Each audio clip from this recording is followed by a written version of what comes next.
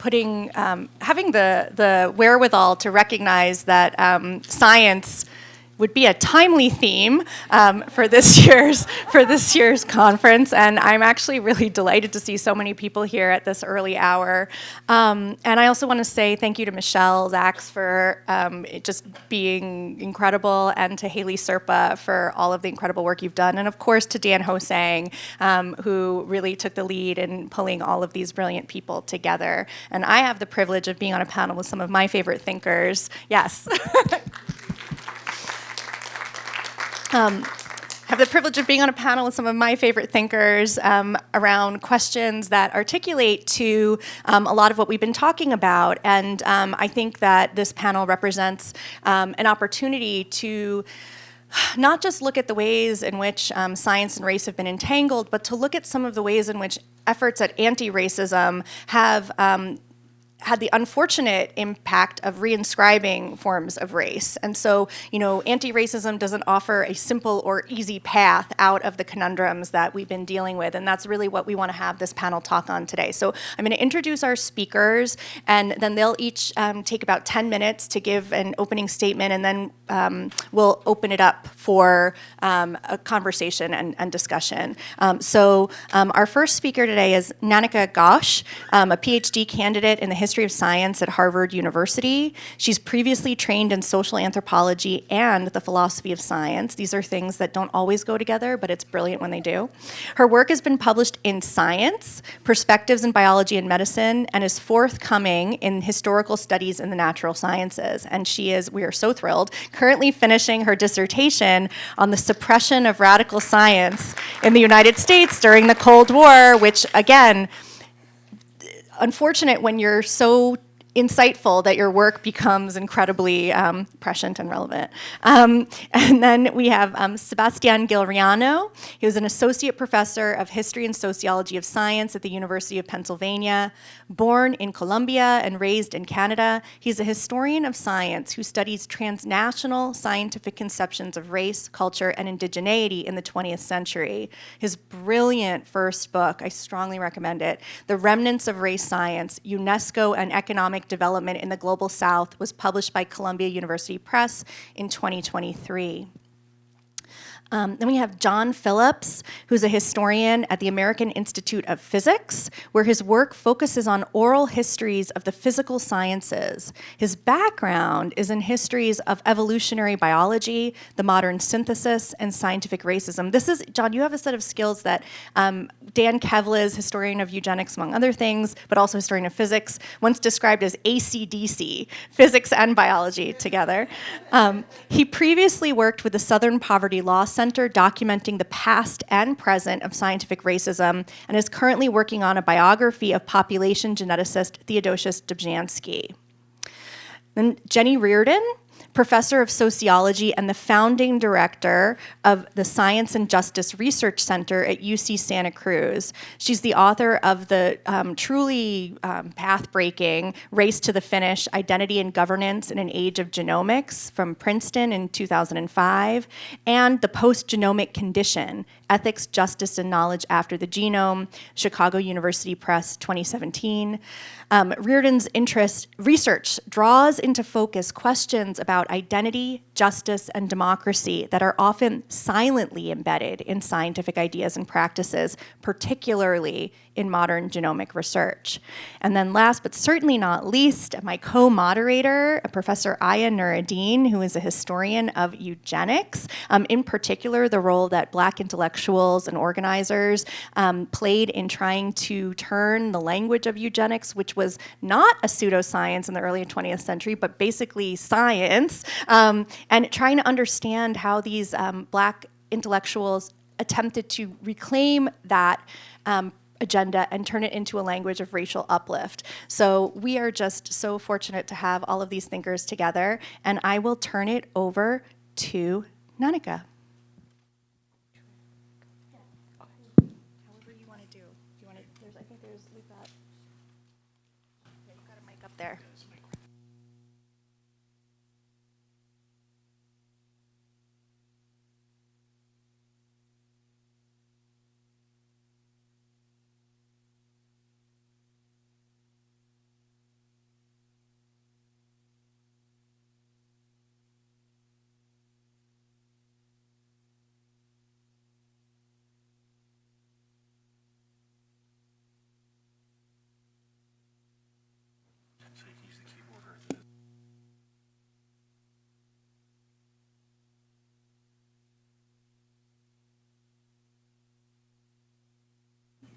Am I audible?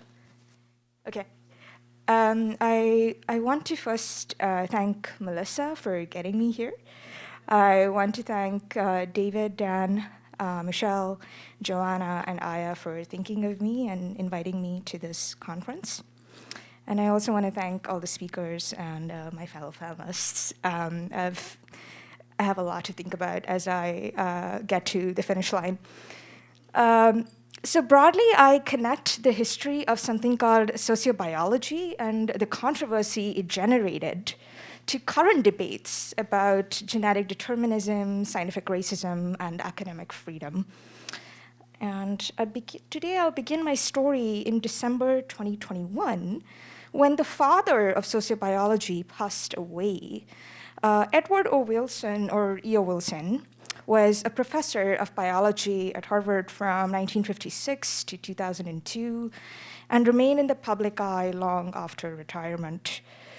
Sociobiology is quite simply the application of natural selection to behavior, including human behavior.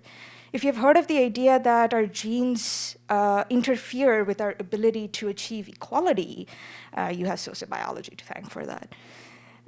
Wilson's obituaries refer to him as a pioneer of evolutionary biology, a modern Charles Darwin, and an heir to Darwin. The New York Times, in fact, noted that today animal behavior is 95% sociobiology. And the significance of Wilson's work was such that his passing was a piece of news not only in the United States, but also in Britain, Canada, Australia, and India. Wilson is consequential for two reasons. One, because sociobiology was an infamous instance of genetic determinism after the Second World War. Two, because he became the poster child of so-called wrongful persecution at the hands of left-wing scholars.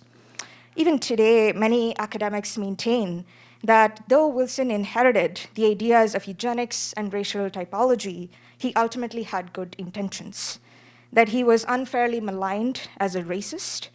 And these people feel that his story is a reminder that reparative work can come at the cost of reputational damage. I've been studying E.O. Wilson for about 8 years before I even began my PhD. And people have asked me why I'm so fixated on this man. I was asked this in a job interview just a week ago. Today I'm going to answer this question. I will use Wilson's archive to show that liberal institutions, such as science and the university, were implicated in ethno-nationalism after the Second World War, and that even in the 1980s, well-respected US academics were invested in the suppression of the reparative work of radical science. So in summer 1975, the Harvard naturalist E.O. Wilson, pictured here, publishes Sociobiology, the new synthesis.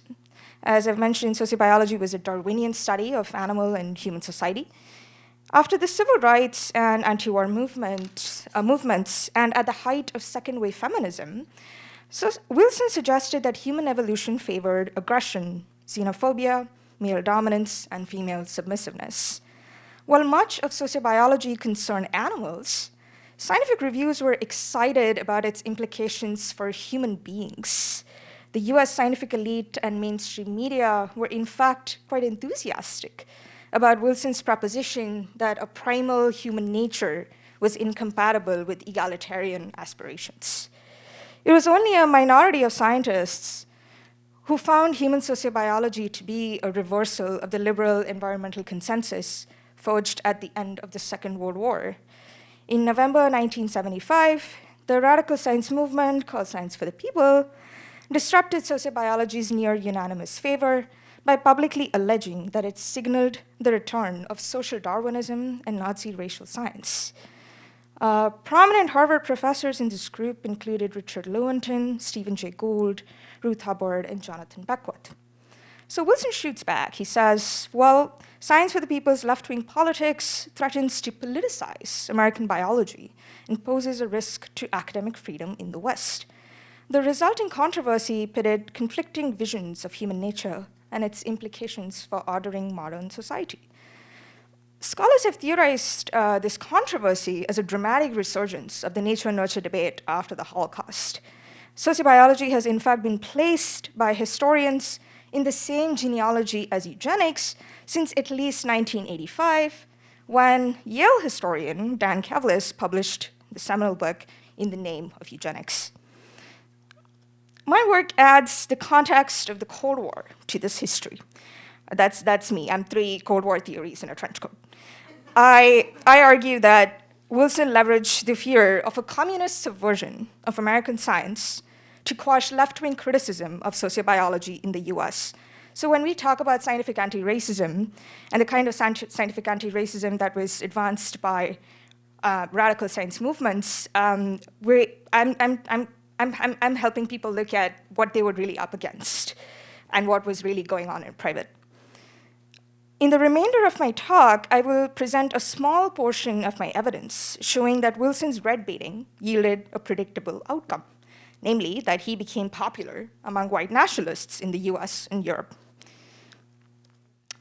On 29 August 1977, Wilson received fan mail from a Wilmot Robertson of Florida. Robertson wrote, "We are attaching a copy of a magazine you've never heard of because half of the leading article is devoted to you and your work on sociobiology. You may think we come on a little too strong, but I do feel there is a place in the United States and in the world for a magazine that looks at the racial background of the battles now going on in the scientific profession." The magazine in question was Instauration, and the leading article devoted to Wilson and sociobiology was called The Minority War on Science. Wilmot Robertson was the pen name of American white supremacist, anti-Semite, Holocaust denier, and Yale alum, John Humphrey Ireland. So Ireland was the author of this book called The Dispossessed Majority, where he had asserted that non-white people in the United States did not deserve, quote, constitutional protections because of their racial and cultural inferiority, end quote.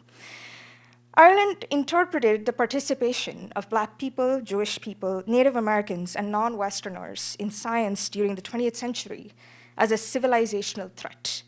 He targeted Science for the People and referred to them as an organization that was, quote, almost entirely minority in composition, end quote.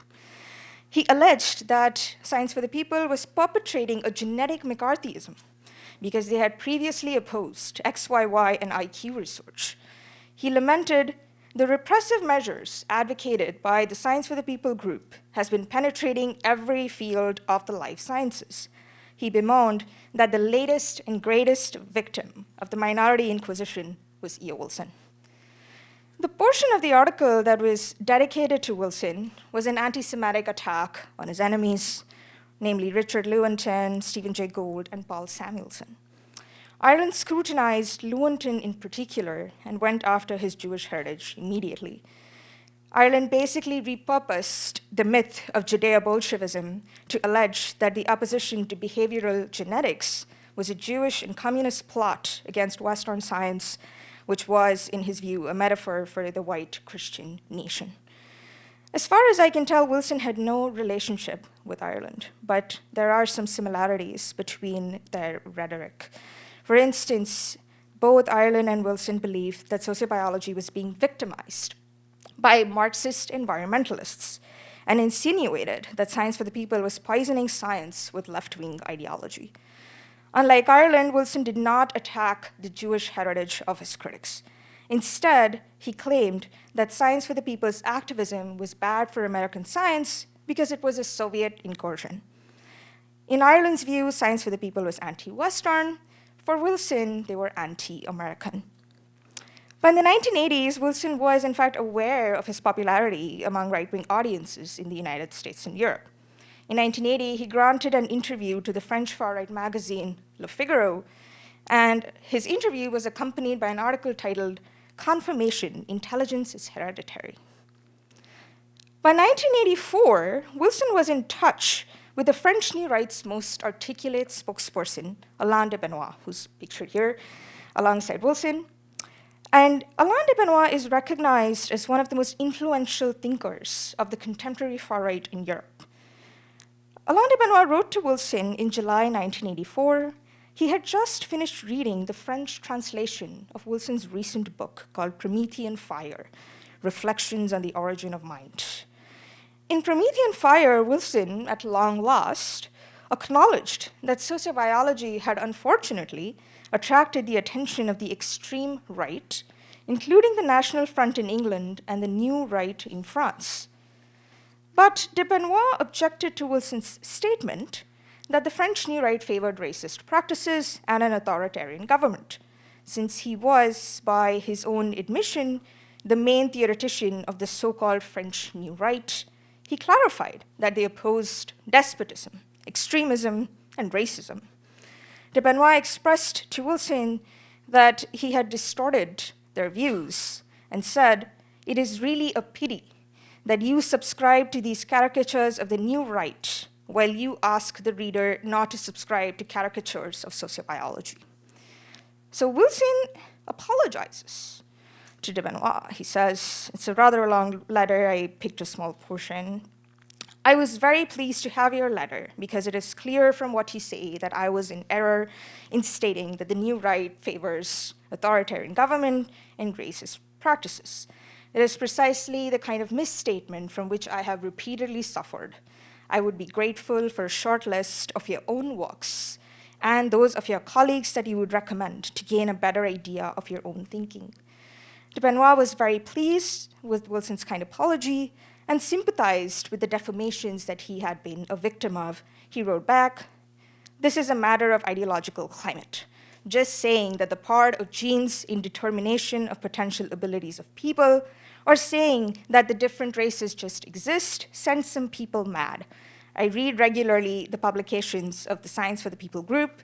Previously, Professor Jensen and Eysenck have been subjected to the same kind of intimidation. I have been too. When I look at the list of all your scientific works and qualifications, this is a bit discouraging." In his response to de Benoit, Wilson asked him to consider publishing in English and even offered to speak to Harvard University Press on his behalf. It is striking that Wilson commiserated with him, especially after studying his politics, because de Benoit advocates for something called ethnopluralism. The French New Right describes this as a racial philosophy that different cultures should not coexist in as much as each of them has a unique character that should be preserved and respected. The roots of this philosophy date back to the late 50s, when the far right in Western Europe imagined that decolonization, desegregation, and a liberal modernity would cause white extinction. Ethnopluralists consequently oppose immigration and miscegenation. And even though de Benoit refuses to concede that the philosophy is racist or xenophobic, scholars argue that ethnopluralism is a doctrine of racial segregation. I want to conclude by saying that it is tempting to accept that the conflict between Wilson and Science for the People was not a genuine political disagreement, but a misunderstanding that could have been resolved if both parties observed decorum and discussed their positions without judgment. They got coffee and they hashed their misunderstanding out. But this is a liberal fantasy because the evidence in Wilson's archive indicates that his political convictions diverged quite strongly from those of his detractors. His correspondence suggests that he targeted Science for the People not only because they attacked him first, but also because he could not stand their worldview. It clarifies that he found Marxism and egalitarianism objectionable and illuminates that his red baiting made his theories attractive to racists, anti-Semites, Christian nationalists, white supremacists, and neo-fascists. Significantly, it reveals that he had much in common with individuals who found in human biology reasons to reject affirmative action, immigration from the global south, and a desegregated multicultural metropole. Wilson's archive, in fact, shows that in the second half of the 20th century, one of the manifestations of eugenic thinking and genetic determinism was as the scientific opposition to racial integration and affirmative action. Thank you.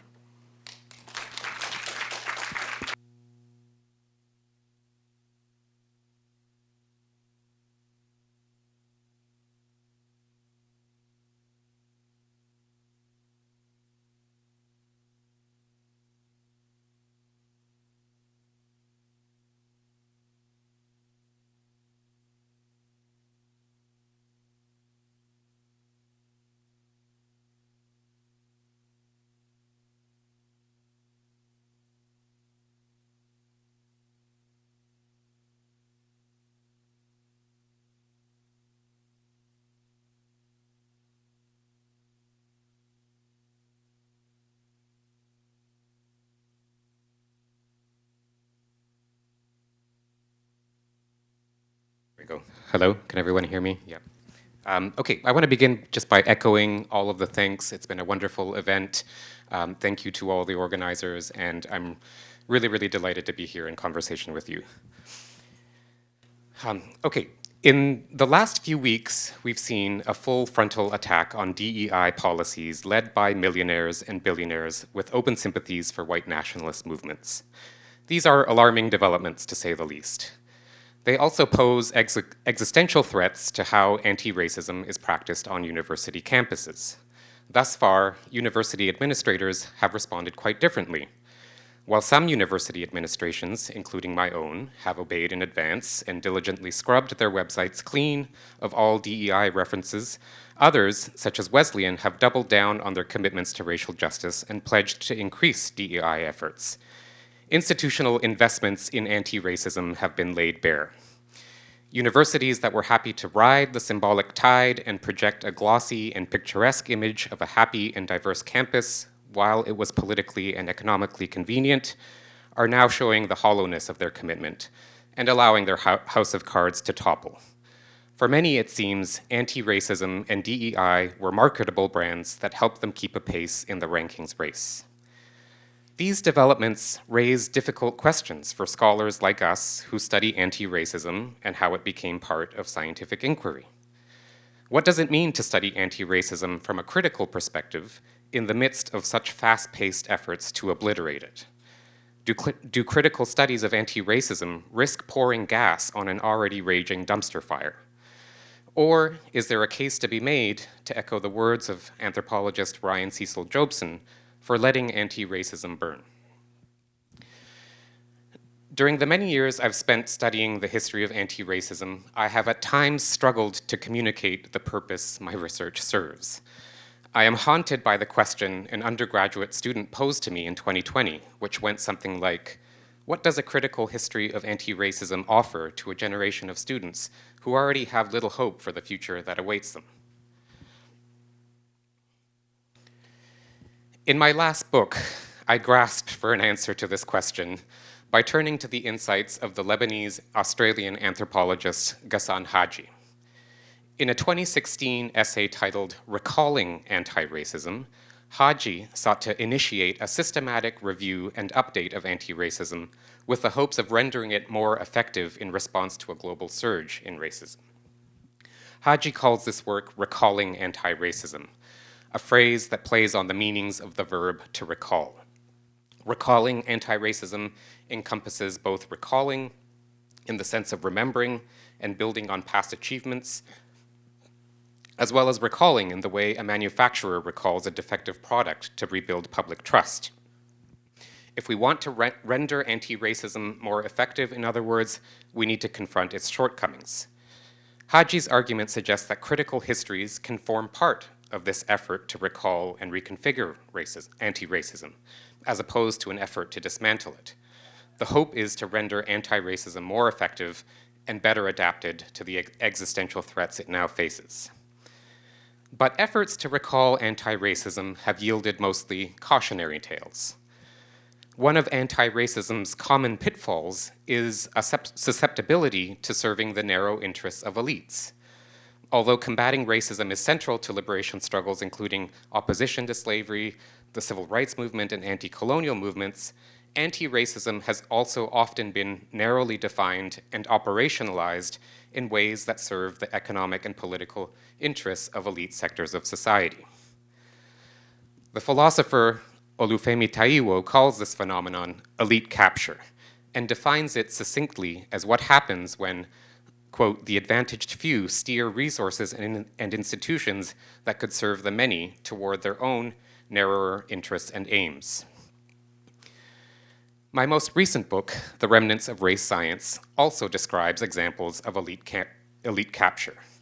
My book examines UNESCO's race campaign after World War II, which famously led to the creation of the 1950 and 1951 UNESCO Statements on Race. These statements were drafted and reviewed by hundreds of scientists, several of them from the Global South, who represented a wide range of scientific disciplines, including genetics, anthropology, sociology, and psychology. Their main goal was to disprove the notion that there are biologically superior racial groups, and they went so far as to call for the removal of race from scientific studies of human diversity. Yet, although they were egalitarian when it came to human biology, the UNESCO statements stubbornly clung to the imperialist notion that human groups could be ranked by their cultural and technological achievements. Thus, one of the core arguments of my book is that UNESCO's version of anti-racism bridged the civilizing mission ideologies of European empires with the international development industry that flourished during the Cold War in international organizations. My book follows the trajectories of the scientists who managed UNESCO's race campaign and shows that many of them moved seamlessly from anti-racist advocacy through pamphlets and statements to working on UN-sponsored development projects in Latin America, which were premised on the notion that backward indigenous groups need to be modernized through assimilation into their surrounding nation states. My book, in other words, demonstrates how mid-century anti-racism was captured by liberal international institutions and made to serve the perpetuation of a European imperial order. It also argues that the sort of anti-racism that was practiced at UNESCO in the 1950s was often racist, insofar as it presupposed that indigenous and Afro-descendant people were culturally inferior, and needed to be improved by adopting the customs and habits of white people. One of the most striking illustrations of this racist anti-racism can be seen in the story of Marie-Yvonne Veillard, an indigenous girl from Paraguay who was adopted by a French scientist at the age of 2.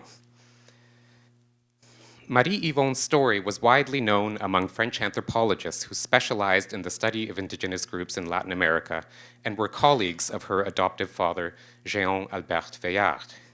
In fact, soon after the publication of UNESCO's first statement on race in 1950, the director of UNESCO's race campaign, Alfred Métraud, pictured on the left there, published an article in the UNESCO Courier that celebrated Marie-Yvonne's adoption story as providing convincing evidence in support of the claims made in the statement. Métraud argued that, despite being born into, quote, one of the most primitive tribes on earth, Marie-Yvonne had grown into an exemplary young woman thanks to being adopted and raised by a French father, who gave her a Western education and now employed her as his laboratory assistant. Her story, Métraud insisted, thus proved one of the 1950 statement's main points, namely that, quote, given similar degrees of cultural opportunity to realize their potentialities, the average achievement of the members of each ethnic group is about the same. And yet, as I show in my current book project, the racist anti-racism that can be seen in UNESCO's depiction of Marie-Yvonne's story did not last. In my current research, I examine how anthropologists' terminology and politics shifted in the 1970s and 80s amid growing violence toward indigenous peoples. In the 1950s, anthropologists like Métraud described the sort of transformation experienced by Marie-Yvonne as a benign process of acculturation to Western civilization. Yet by the 1970s, some of Métraud's prized students began to reject this language and instead promoted the term ethnocide to describe the devastating effects of Western assimilation. This shift can be seen in the work of the French anthropologist and anarchist Pierre Clastres, who studied under both Métraud and Claude Lévi-Strauss. Clastres conducted 8 months of fieldwork in Paraguay with the indigenous group that Marie-Yvonne hailed from, the Aché. After visiting the Aché in the 1960s, Clastres published an essay titled On Ethnocide in 1972, where he defined ethnocide as referring not to the physical destruction of a group, but rather to the destruction of their culture. A year later, similar sentiments were amplified this is 1973 now, in the Declaration of Barbados that was drafted and signed by a group of committed anthropologists from Latin America and Europe. The Barbados Declaration, which was burned publicly and declared a subversive document by the ruling dictatorship in Uruguay, described the Indian policies of Latin American states as, quote, ones explicitly directed towards the destruction of Aboriginal culture. It also called for an end to the practice of removing indigenous children from their families and affirmed the rights of indigenous groups to, quote, experiment with and adopt their own self-governing development and defense programs. This sort of shift and these documents and statements in this period, I interpret them as laying a lot of the groundwork for the United Nations Declaration on the Rights of Indigenous Peoples, which similarly has a lot of language incorporated that refuses policies of forced assimilation and interprets them as the destruction of their culture. So I just want to conclude by interpreting this and thinking about this as kind of an important instance of what Haji calls recalling anti-racism.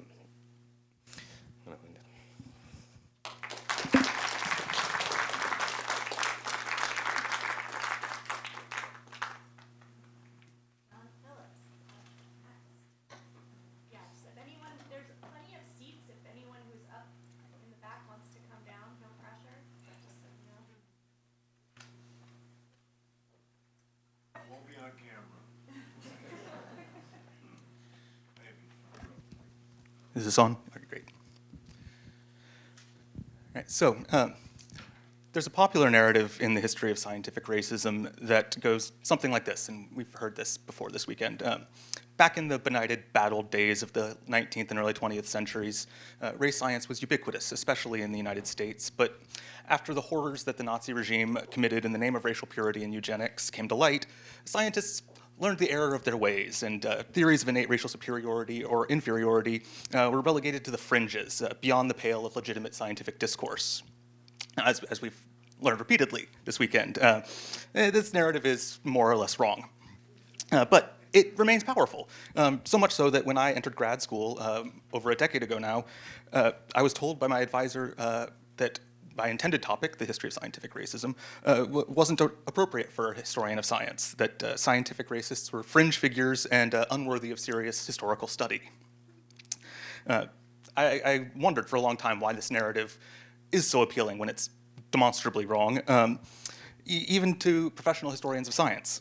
And a large part of it I've come to believe is that there is actually a very narrow particular view of science in which the narrative does work.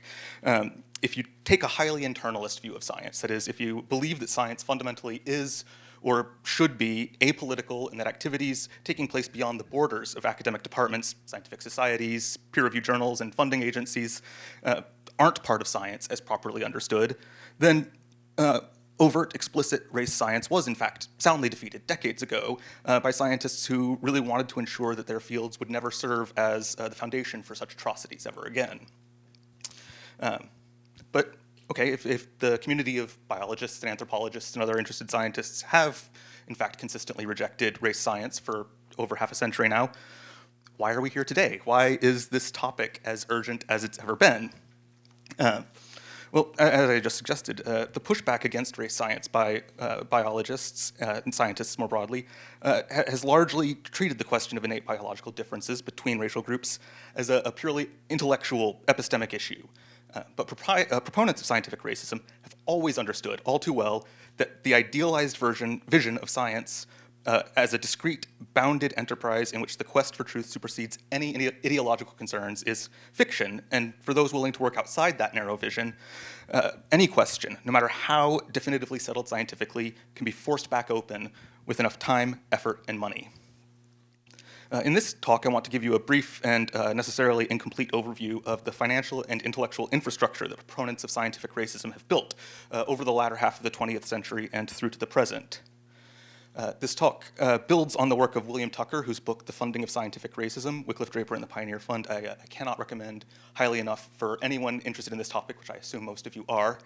As Tucker documents, in 1937, a textile heir named Wycliffe Draper founded the Pioneer Fund, which was intended to be a charity in support, quote, of children of parents deemed to have such qualities and traits of character as to make such parents of unusual value as citizens, especially, quote, children who are deemed to be descended predominantly from white persons who settled in the original 13 states and or from related stocks.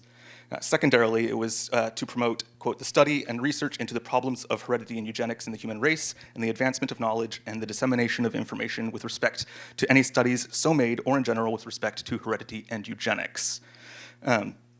The fund's charitable efforts to actually support basically white babies were very short-lived for a variety of reasons. But the research support and propaganda efforts were extremely successful and continued over the course of the 20th century.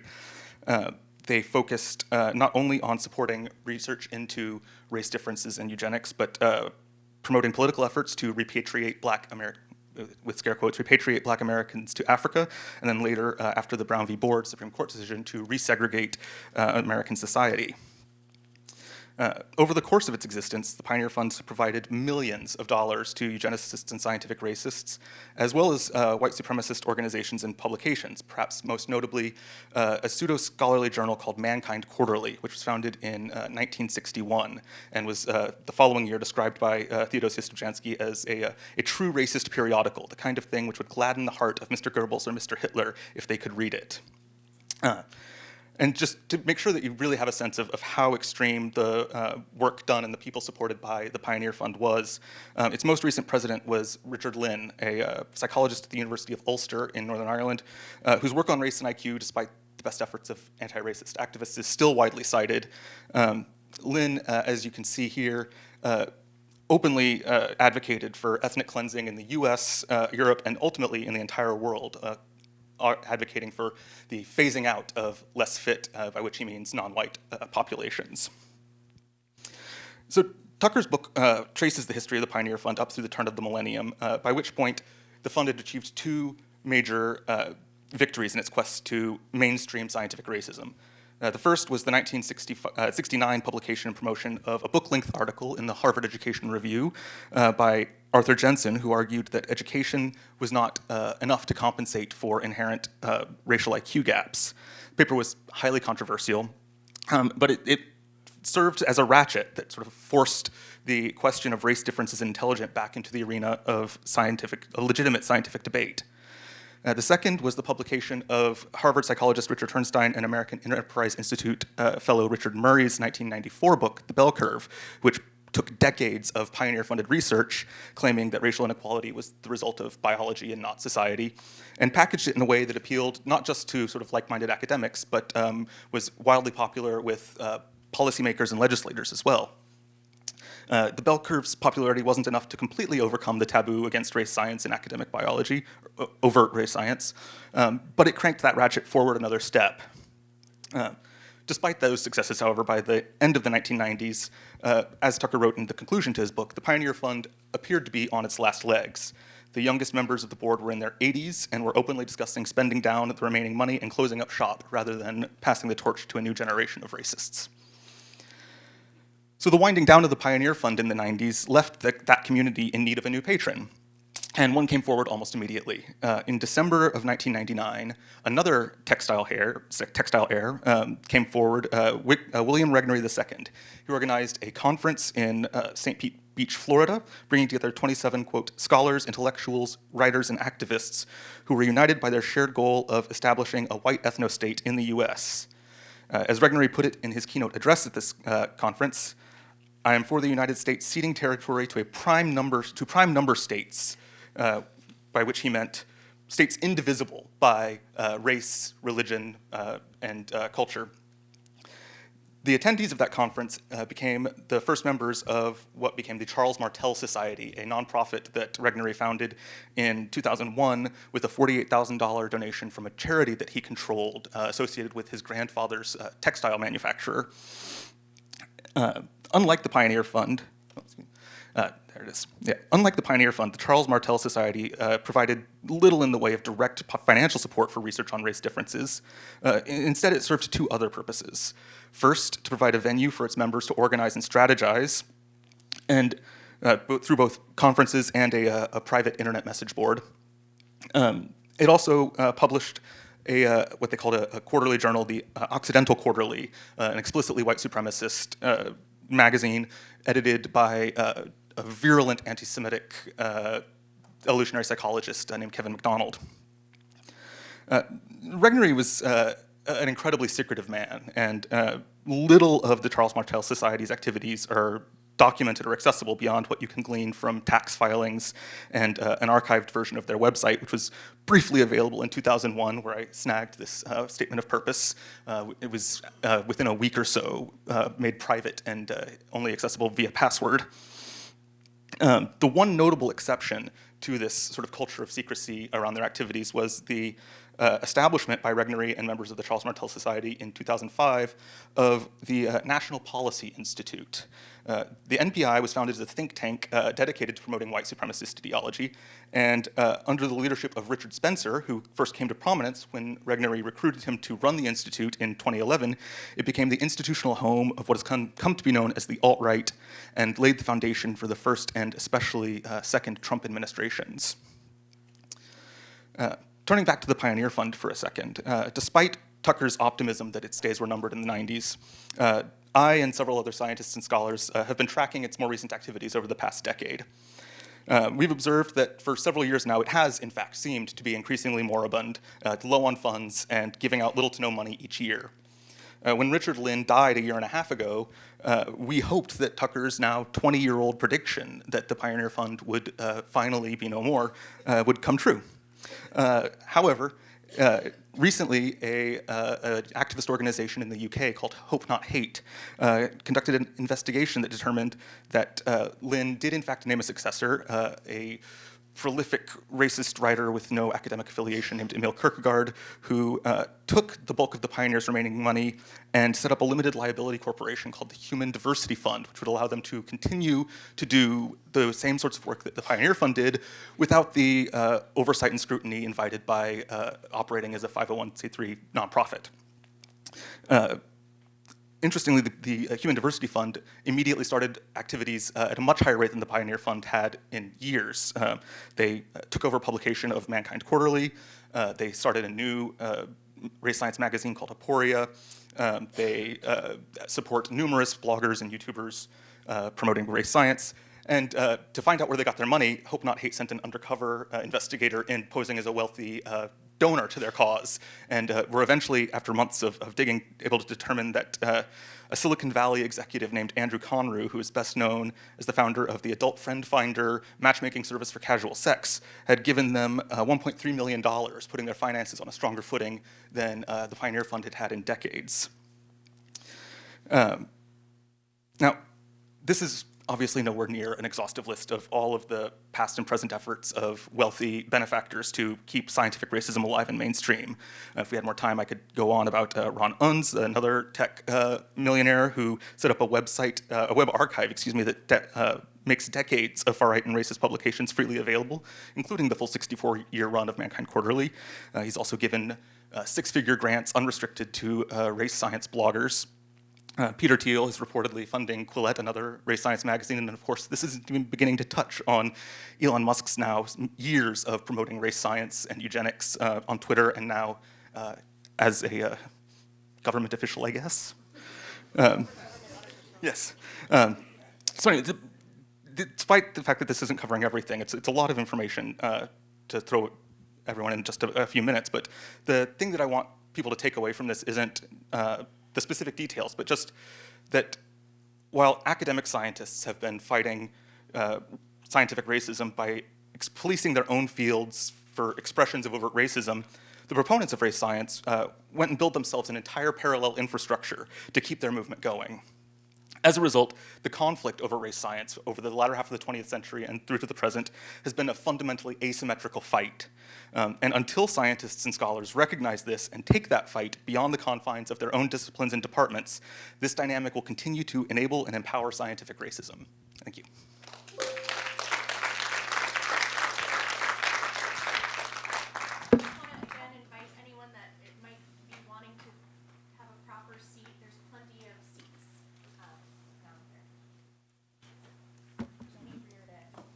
Thank you. I just want to begin by thanking the Gilder Lehrman Center and all the organizers. It's been a real pleasure to be here. Thank you.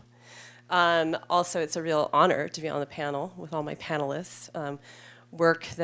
New work that You know, when I first started 20 years ago, there was just none of this amazing work, and it's just a real joy to be able to think with you all. So thank you for all the work that you're all doing. So I'm going to talk to you, so as some of you will know, I spent a good portion of the last 2 decades trying to create a new area of study and practice called science and justice. And I co-direct the Science and Justice Research Center. Let's see here. Oh, and the work that you'll see, the current work that I'm doing is trying to think about how you do the work of science and justice in a moment when defending science has become, well, in a moment of, when defending science has become a rallying call to those that claim to defend democracies against the rise of fascism in this country and around the globe. So that has brought me to having to think about the origins of scientific anti-racism in a way that I hope you'll understand by the end of the talk. So the answer to your people who ask you why, this is my personal answer. Now, this moment is not unique. There is instead a long history, this is just the Science and Justice Research Center, there is instead a long history of efforts to yoke a defense of science to a defense of democracy, and in Western liberal democracies, most notably in the United States and in the United Kingdom. This history is well documented in the history and sociology of science. It begins with people like Robert Merton. But less well understood are the particular ways in which expert statements about race and genetics became a terrain on which the tie between science and democracy got forged, and how efforts to define science and race got bound up in efforts to delineate fascism from democracy. So to make all of this a little more concrete, in this talk I want to present to you 2 puzzles and 1 clue. Okay, puzzle 1.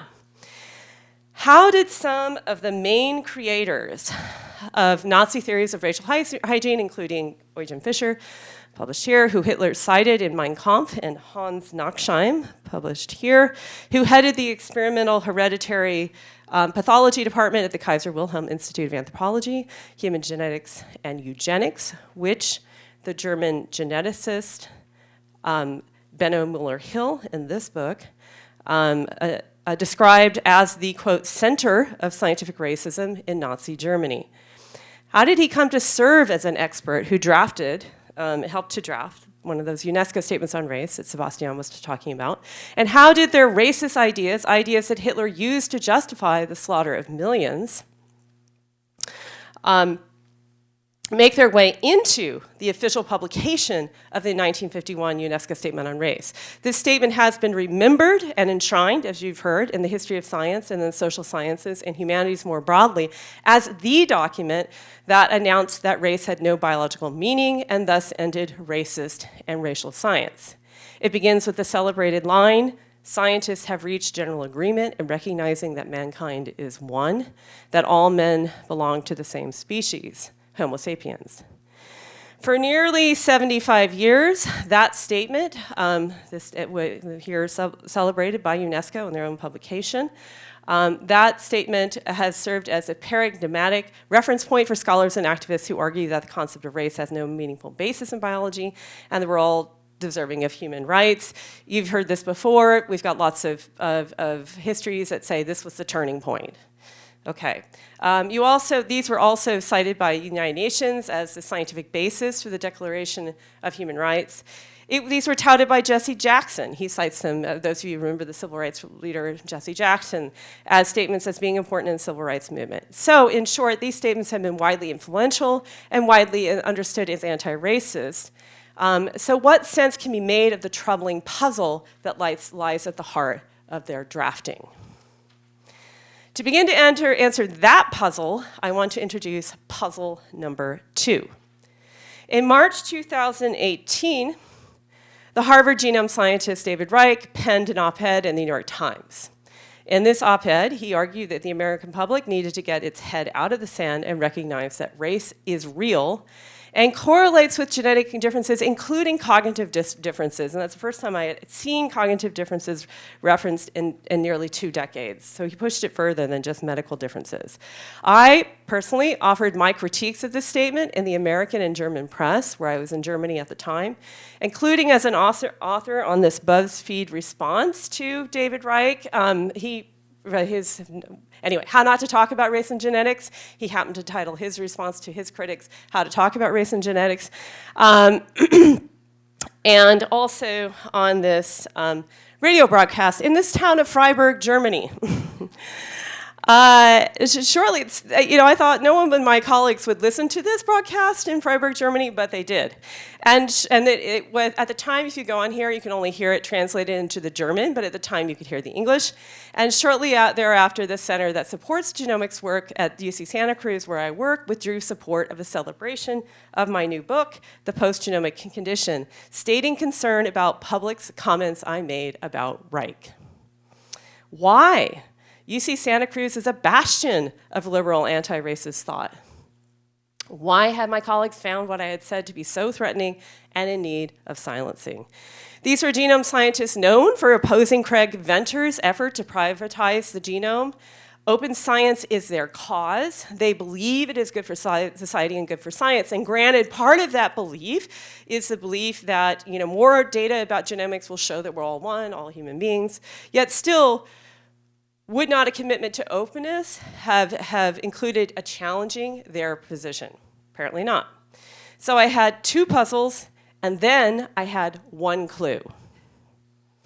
In November of 2019, I visited, while at Indiana University, the Drosophila supply room.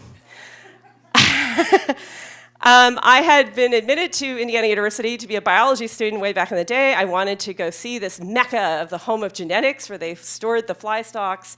So I went there, and for over 100 years, geneticists have been freely sharing their mutant strains, quote unquote, of flies. And I had not written in advance. I just walked up the stairs of the Jordan Hall, and I entered. And open doors, open science indeed. And as I entered, a white-bearded man approached me with outstretched hands holding a piece of paper and asked, "Hey, can I show you something cool?" That something was a photograph of a birthday party in which 3 children stand around a very large cake with an image of Lenin in repose.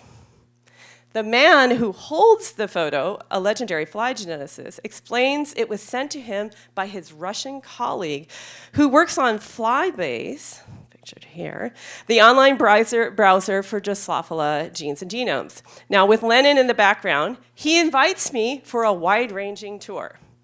I get to look at famous strains of mutant, quote-unquote, flies through a microscope. I'm regaled with stories about the importance of the support for and belief in science. Remember, Trump has just been elected a few years before.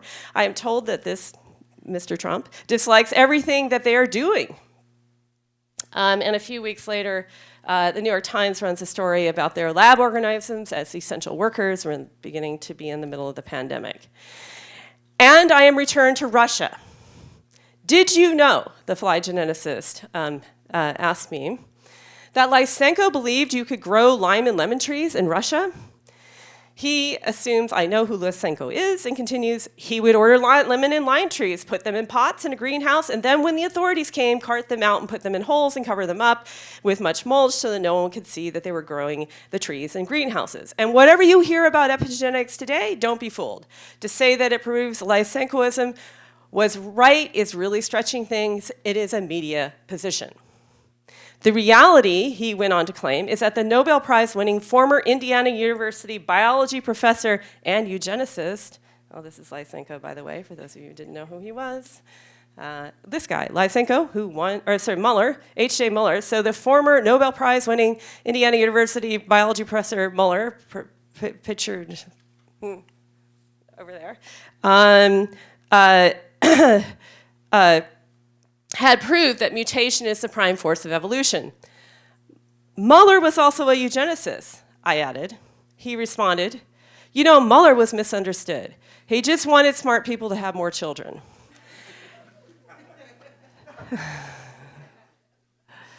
Can't make this stuff up. Anyway, this year he informed me the department's Muller Prize was being awarded to who else other than, who you want to guess? David Reich. So Lysenko, an infamous Soviet agronomist known in the history of science as the original pseudoscientist, oh, that's David Reich, pseudoscientist, a denouncement of Trump, a passionate defense of science, an award named in honor of Muller, an ardent eugenicist, and an advisor to UNESCO on the writing of those statements, a bestowment of the Muller Award on David Reich. The clue was that all these things were wrapped up with one another. I began to realize that if I could make sense of those entanglements, I might solve the question at the heart of both of my puzzles. How did widely recognized racist claims about genetics, even those that justified the murder of millions, become reworked as anti-racist? And how did those purportedly anti-racist claims lodge themselves at the heart of the defense of scientific freedom in genetics in the 1930s and 1940s, and still today in genomics? And I would argue in broader society. To answer this question, it became clear to me that I needed to understand how in the late 1930s, a defense of specific theories of race and eugenics became the grounds for forging an American notion of scientific freedom. I needed to understand how the concept of anti-racism that took hold in the life sciences in the mid-20th century and which gained its most celebrated form in the UNESCO statements on race operated not to oppose race science and eugenics, but rather to defend, or not only to oppose race science, but rather to defend some theories of eugenics and race from the tarnish of Nazi science. I needed to understand how arguing for those theories of race and genetics, theories that were the same ones used to justify National Socialist policies of Ross and hygiene, Hans Neichheim, here pictured at the center of some of that, who oversaw the center that was doing the work that grounded that, became a cause célèbre for defending science against repression by communists. This was a quote I found in the UNESCO archive. Neichheim is a courageous anti-communist hero. He stepped down from his position in 1949 in East Berlin when Lysenkoism was, by the Soviet state, imposed as the only doctrine you could teach. He was celebrated by his geneticist colleagues. Dominant accounts of the history of race and biology prominently remember and celebrate those geneticists who fought Hitler's fascist theories of race and eugenics. However, they are largely mute on these same geneticists' efforts to defend their own theories of race and eugenics from charges coming out of Stalinist Soviet Union that they themselves were racist and fascist. Yet geneticists themselves were clear that they were fighting a war on two fronts. In 1945, C.D. Darlington, the right-wing British geneticist who discovered the mechanics of chromosomal crossover and who asserted that biological research demonstrated the existence of superior and inferior human races, argued in a 1947 issue of Discover magazine, "We see indeed the official overthrow of truth and reason and the men who stood by them in one branch of science. This overthrow," he's referring to in the Soviet Union, Lysenko, this Mendelism in the Soviet Union, "this overthrow is no less official than in Hitler's Germany." And not only were these geneticists fighting a war on two fronts, the fight against Stalin, I argue, mattered more. They disagreed with the genetic theories of both Hitler and Stalin, but it was Stalin who directly threatened their lives and careers. The beloved Soviet Mendelian geneticist Nikolai Ivanovich Vavilov was imprisoned by Stalin in 1940 on the grounds that he was not loyal to the Soviet Union and was a capitalist. He dies from starvation in 1943. Theodosiev Dobzhansky, one of his students, who was a commentator on the UNESCO Statement on Race, was one of his students. And once Lysenkoism becomes the official position of the state in August of 1948, thousands of biologists in the Soviet Union lose their jobs. The fight against Lysenkoism was in many ways a fight for Mendelian geneticists' very survival. During the 1920s, the Soviet state had provided them with lavish support and had promised to create the rationally designed society, one informed by genetic principles, and thus one in which, quote, everyone might look upon genius as a birthright. This is what it says in the Genetics Manifesto, of which they dreamed. Beginning in the 1930s, however, the Soviet state began to turn against them. Eugenics was banned in 1930. Persecutions of Vavilov began, and like of Vavilov began in the late 30s. It would take years before geneticists in the United States and Britain could confirm this because of the interruption of communications by World War II. And during that time, geneticists continued, Mendelian geneticists, as a sign of how much they still believed in the Soviet Union, did not turn against the Soviets. But after the war, it became clear that their dream of a Soviet Union that realized their vision laid out in the Geneticist Manifesto was shattered. The Soviet Union had transformed from the state they argued that the United States should emulate to enemy number one. It is crucial to understand this mortal threat that Mendelian geneticists believed Lysenkoism and Stalinism posed to them in the immediate years after World War II, if we are to understand how fascism, not racism, became the democratic cause célèbre, and how defending genetic theories of race and genetics became emblems of democracy and scientific freedom. A microcosm of nascent Cold War dynamics for geneticists, the problem of Stalin quickly eclipses the problem of Hitler. The Nuremberg trials would proceed. The UNESCO statements on race would be invoked to write the Declaration of Human Rights. But as the US maneuvered, but they would do so in the gathering storm clouds of the Cold War. As the US maneuvered to monopolize the governance vacuum left by a defeated Germany and a devastated Europe, it argued that for human beings to be free, markets must also be free. Democratic freedom depended on American capitalism prevailing over Soviet communism.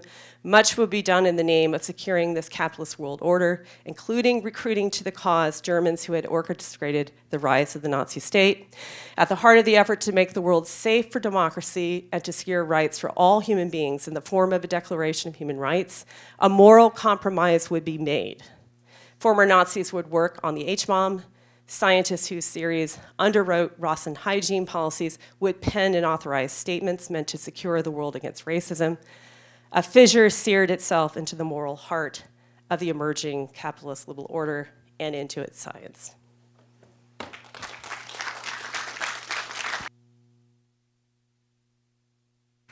Okay, Ayah, would you like to open our conversation? And as Ayah is speaking, if people do have questions, I will keep a queue.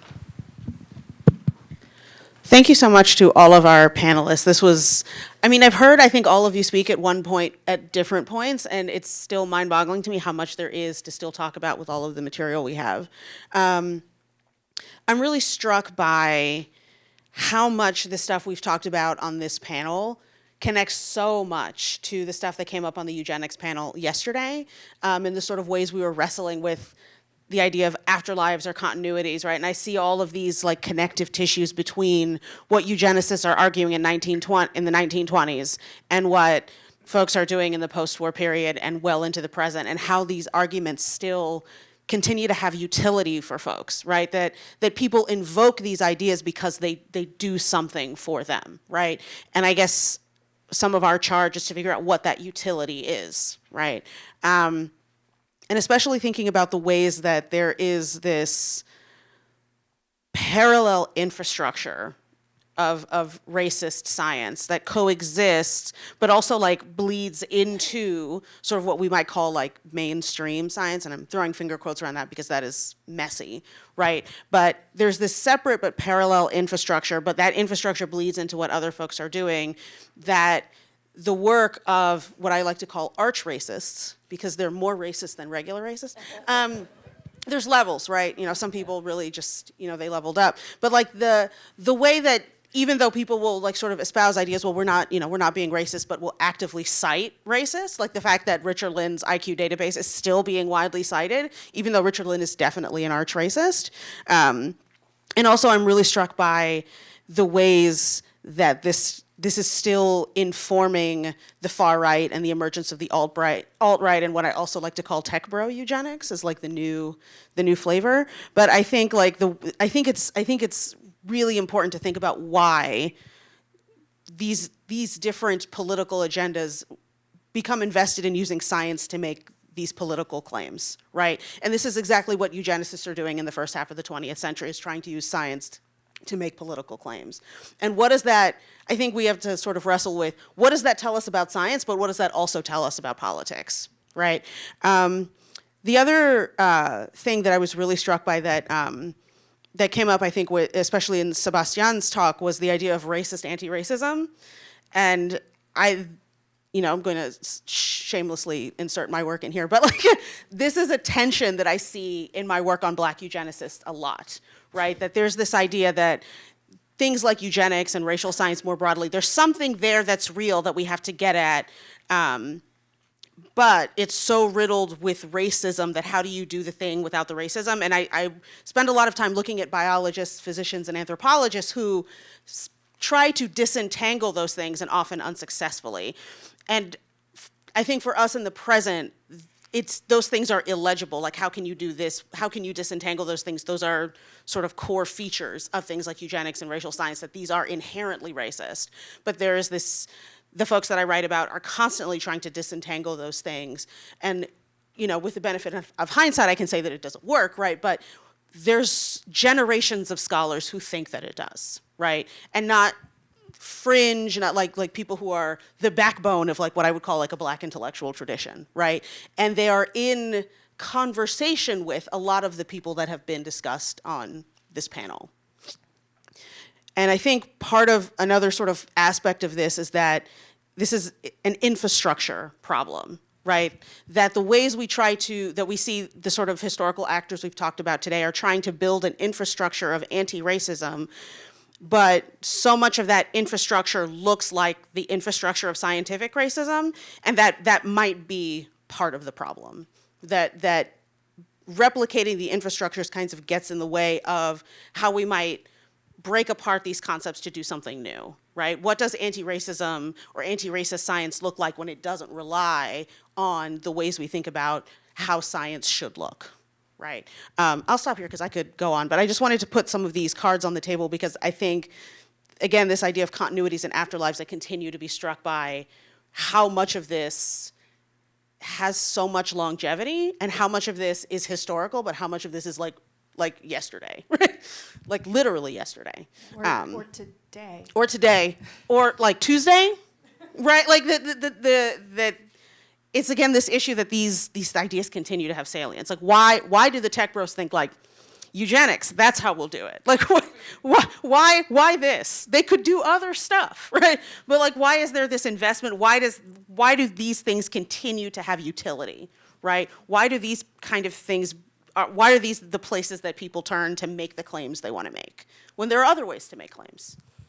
That's amazing. And I also just would throw in from John's talk the predominance of textile manufacturers, and thinking just to zoom out the history of computing, and some people argue starts with the jacquard loom with weaving. So there's something there that I think we should explore. Okay, David Blight.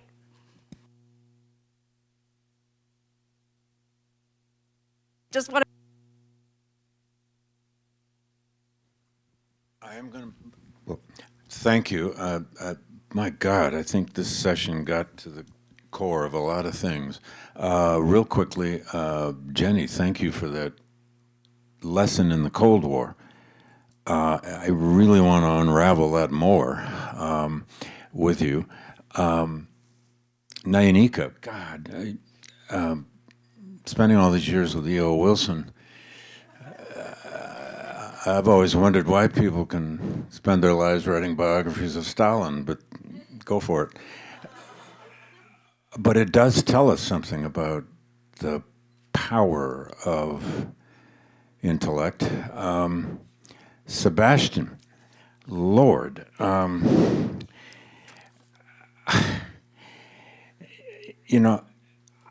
for so long now, and I'm longer than a lot of people here,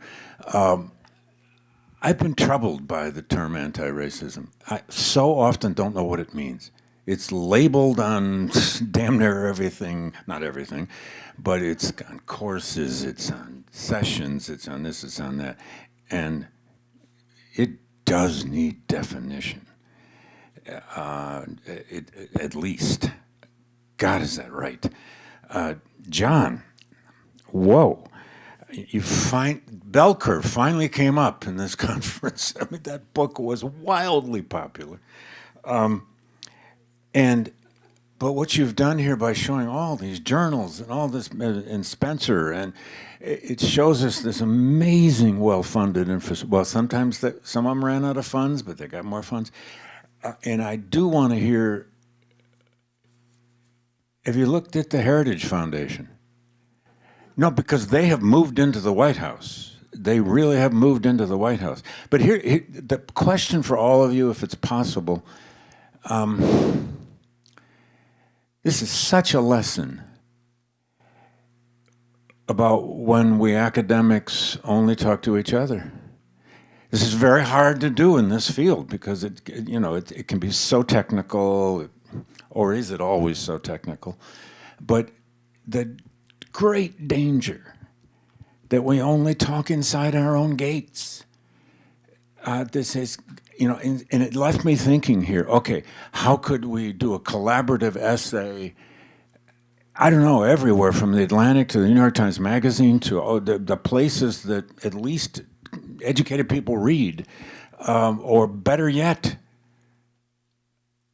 circulated to local newspapers. There are groups now asking for op-eds to circulate to, I've been writing op-eds of late, but who cares? But this can be translated to real people. And that is a big takeaway for me from your session here. That's it. All right, next year's conference on the books. Oh, God, really? Okay. Rana Hogarth. Get ready, Michelle, next year.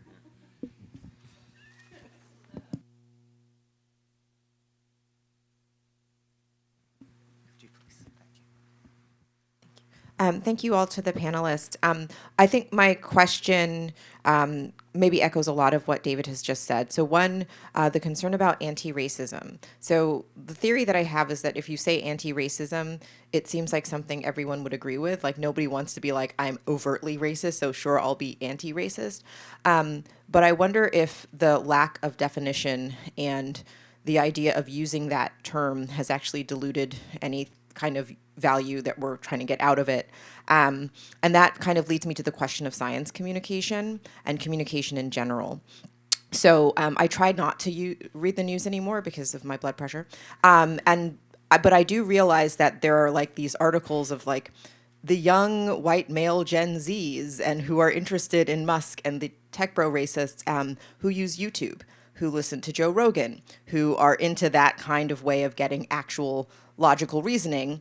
I can comment on that later. But my question is, for example, John, you have basically very meticulously and assiduously painted a paper trail, a financial paper trail, suggesting to us sort of where this funding is coming from, which I don't know how to tell that to the dude that thinks that Elon Musk, who has welcomed his 14th child today, whatever, Yep, that's right, 14. And how do you get that information out to the person who is like, well, I get my news from TikTok or et cetera? Because I think that people don't draw that line. They look at somebody who's like, yeah, what is race? Well, they keep saying there's no basis for it, but people like look different. So how do we know it's true? Like that logic, because we're all having these like deeper kind of critical thinking kind of discussions, but I don't think that's what's happening on YouTube. And I don't think that's what's happening for disaffected people who are like, but why isn't there White History Month? Like those people. And so what I'm saying is that how do we message this kind of information to larger audiences who are getting their information, who are enabling, I think, in my view, this like tech bro takeover of things where we have decided that it is okay for somebody to be like, well, he's a genius. He has lots of money. He can do things. Like that kind of attitude, I think, is very much in line with eugenics and this idea that particularly Musk wants to just repopulate the world in a specific way.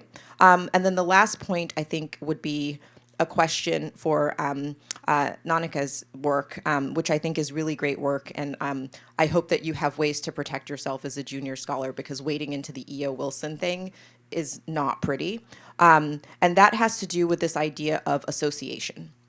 And that has to do with how do you field or how do you articulate the significance of sort of the association. So people will say, but E.O. Wilson himself, he just hung out with, corresponded with, was sympathetic to, et cetera, et cetera. I've heard and seen people say, well, insert name of somebody who is liberal, and they'll say, well, they were associated with somebody who did something bad. Should we just throw them out too? What I'm saying is that I'm taking the very cynical view, and because I did look at the newspaper today, the cynical view that people are always willing to challenge what we're doing. People are always willing to say, well, if there's no biological basis of race, well, why are we using it? Or how come people look different? Or how come there are these different diseases? How do we actually challenge that? How do we challenge the idea that when we say this person is palling around with racists, that's a problem? How do we counter the claims that, well, here's a person who's supposedly good and they did something bad one time? So. Yeah, let's take a go at it. Okay, yeah, thank you so much for those questions. So I guess first on the question of anti-racism, one of the things I think is really useful in that is what Ayah suggested about looking at what these people's objectives are, what they're actually trying to accomplish. Because I think both on the scientific racist eugenicist side and on the anti-racist side, we tend to see ideology first driving agendas and goals, but it goes both directions, and there are different configurations of their ideologies that are equally stable and can switch back and forth. So if you look at the racists, as Jenny was pointing out, we had these racial theories in biological determinists, pro-democracy, pro-capitalism. But now you look at the tech pro-eugenicists, and they're monarchists. They're literally, I'm not even joking, the neo-reactionary movement is explicitly monarchist. They're anti-democratic, and to some extent, despite being tech moguls, they're anti-capitalist. So I think the anti-racist people, there are some who have a coherent ideology of anti-racism, and then there are others who don't want to be labeled as racist and don't want to be associated with racism, and they construct an ideology to support that, but it's not a very useful lens through which to actually understand what they're doing. As far as the question of how do we communicate this, that's a very difficult question. My work for the Southern Poverty Law Center years ago was just basically creating profiles of these people that were sort of educational resources. And they brought up the same issue you proposed to Nayanika, which is that, this is guilt by association. You're saying this guy published an article with this literal Nazi, therefore he's racist. It was like, yeah, if he's publishing race science in collaboration with a Nazi, he's a racist. But it's for some reason something that people find very easy to use as a wedge to sort of shield themselves from that. And I'm still trying to figure out how to solve that communication problem, and I'd welcome any advice from anyone who has any. Yeah, so I, of course, enjoy the question, what is to be done? And while we discussed that, I do want to spotlight people who are doing things. Science for the People was revived about a decade ago. Some of their current members might be in the audience. I'm not guaranteeing anything. And they in fact had new Principles of Unity circa 2018, when they kind of radically reoriented their politics and what they see as their role in achieving a radical science. Today, I also want to spotlight something called the Committee Against Racism that was active in the 70s. And they were, in fact, much more militant than Science for the People. Again, I'm not endorsing anything, but their thing was beating up the KKK in South Boston.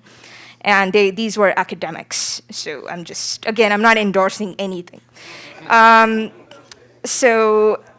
These movements have often wrestled with the question, what do we do beyond publishing, in avenues that are accessible to quasi-intellectual audiences, and questions of outreach. So I think, yes, one half of my dissertation is E.O. Wilson, and the latter half is Science for the People and the Committee Against Racism. So you'll have to wait for my book if you really want to know their history.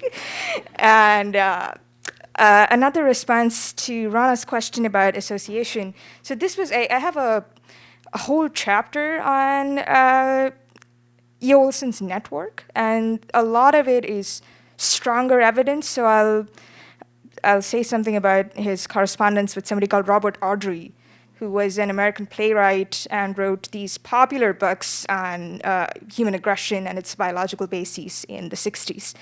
And in 1975, the same year that Sociobiology came out, E.O. Wilson published an article called Slavery in Ants in Scientific American, where he clearly stated that we should not derive any moral lessons from ant slavery to understand human slavery. He says this in very clear terms.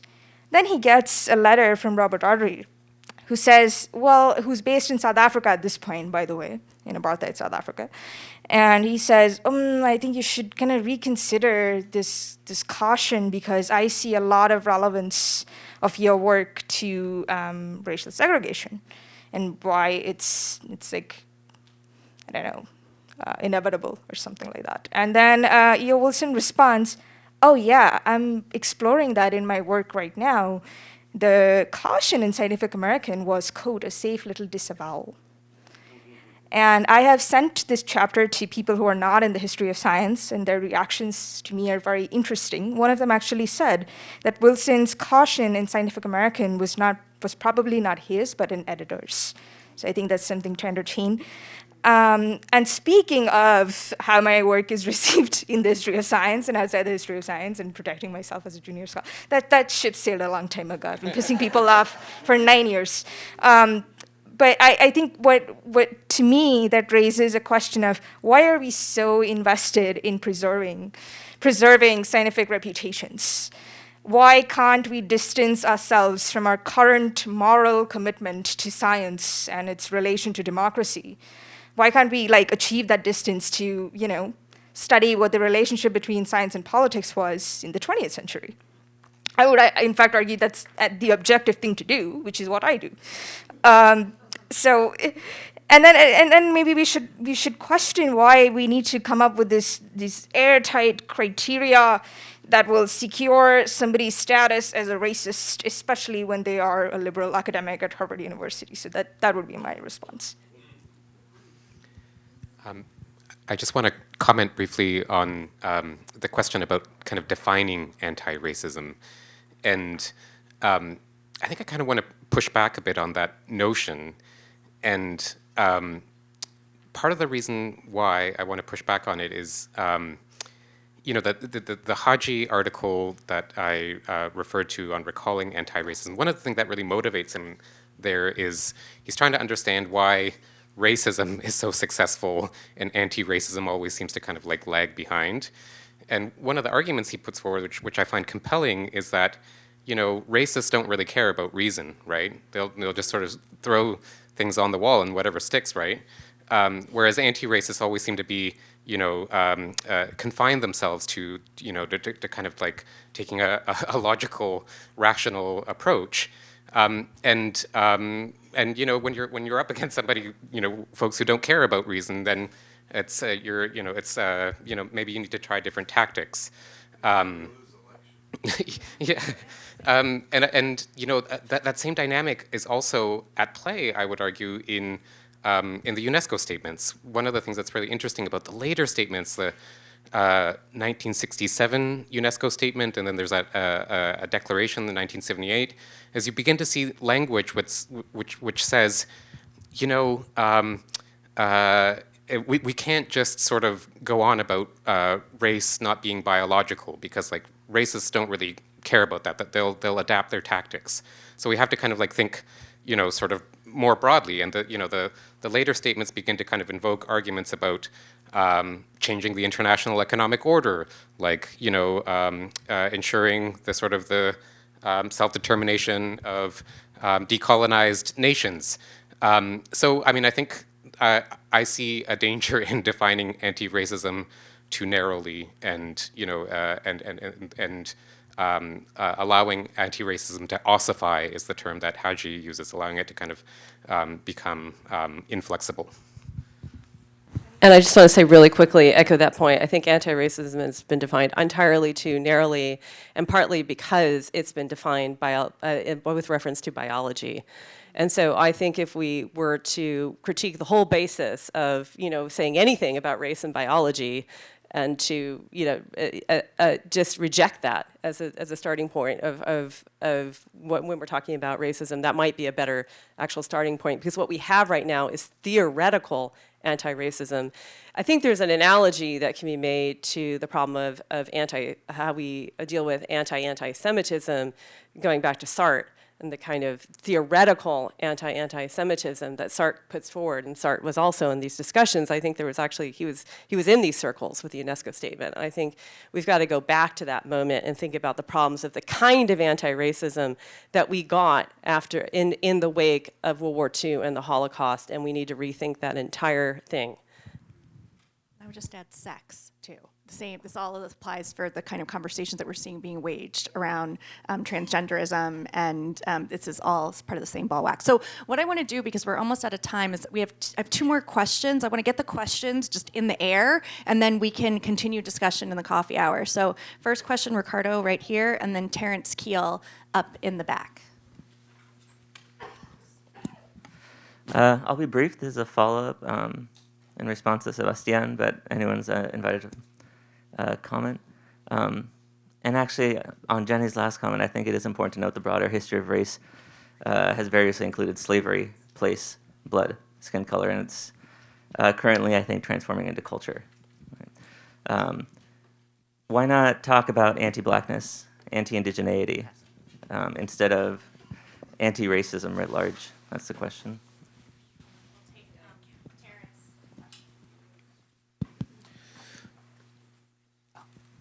I think that there's a great number of things that this panel has got me to think about. One is really, it seems to me that you could make the case the eugenics movement was probably the most successful scientific movement in modern history, and I would even say rivals evolutionary theory, in that eugenics, as we all know, was able to penetrate law, policy, economic relationships with people's bedrooms, and also common sense ideas about mixing things that have not been dislodged in our culture. And it seems to me this is more of a comment, less of a question for people just to jump in on. Part of the reason why we're failing, I think, is that the left miscalculates how much the eugenics movement has penetrated popular culture, and that to fight this, we have to get into popular culture. So I would make an argument that I think anti-racism is one of the few tools we have in popular culture that I think we still need, right? And I think at the same time, until we're invested in dismantling the structural conditions that make a society that's organized based on race possible, the eugenics movement will always have currency. I mean, we know this, right? Like slavery becomes important precisely because you can divide the working class and enslaved populations forever. So I think these are still conversations that we on the left have not really embraced. And I'm thinking of someone like Myrna Perez's recent book on Stephen Jay Gould makes this precise point. It's like, yes, we've got all these critics on the left against scientific racism, but they're not in the streets protesting with black folks in Philadelphia and Chicago and Oakland. They're not actually dismantling the structural conditions under which scientific racism thrives. So until we do that double work, I'm less confident about the direction we're going. Thank you. We've been granted 5 minutes for responses, so let's do it.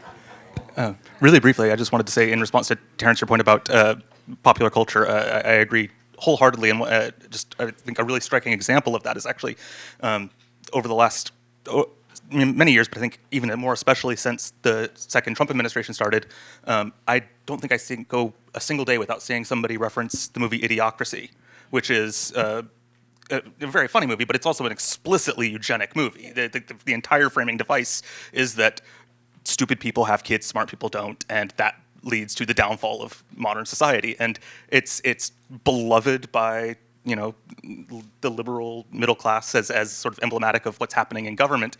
And yet you can't confront that through academic discourse. I mean, that popular culture needs to be the playing field on which we address it. Yeah, I'll mention the Committee Against Racism again, and how their philosophy was very much about getting out on the streets, and this is something, and as did Science for the People in the 70s, early 70s, but these things have consequences that made them targets of the FBI, of the CIA, and ultimately Science for the People folded because of the IRS. And to finish my last chapter, which I just did, I had to read the history of, counterintelligence in the United States, and there the historians are pretty clear that the IRS is a counterintelligence agency. So again, that is the point of my work, is that when we pursue radical science, and when we take the fight, not only we take it beyond academic discourse and berating scientists to, making a difference in popular culture, it comes with repressive consequences that we need to contend with, and we need to strategize around. I want to piggyback on that a little bit as well, but also I want to add that one of the things that's important for us to recognize is that, like, Black physicians, Black scientists, Black social scientists recognized this 100 years ago, right? That they saw the inextricable link between political mobilization, mass mobilization, and improving, like, people's health care, right? That there was always this explicit link between health and justice, between science and justice. And even when some of those arguments are riddled with things that have problems, like eugenics, right? But that connection was crystal clear for Black folks for a long time. And it's crystal clear when you read about, like, Black political activism, and you read about, like, the Black intellectual tradition. And one of the problems that some of these academic conversations have is that a lot of historians of science are not reading Black studies, right? And that we could connect those dots in an academic sense if we were reading the people who connected those dots in the real world.